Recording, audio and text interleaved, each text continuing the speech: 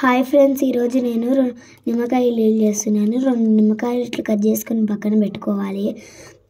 తర్వాత ఒక చెంబు తీసుకొని దాంట్లో 7 స్పూన్స్ చక్కెర వేయాలి. తర్వాత కొంచెం నానబెట్టుకోవాలి.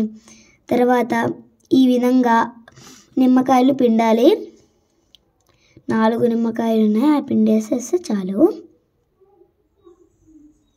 ఉండండి కొంచెం.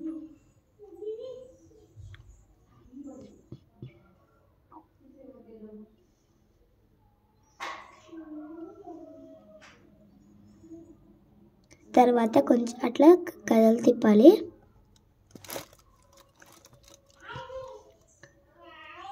అయిపోయింది. ఇప్పుడు గ్లాస్లో పోసేసుకోవాలి. సూపర్, చాలా బాగుంది. ప్లీజ్ సబ్స్క్రైబ్ చేసుకోండి.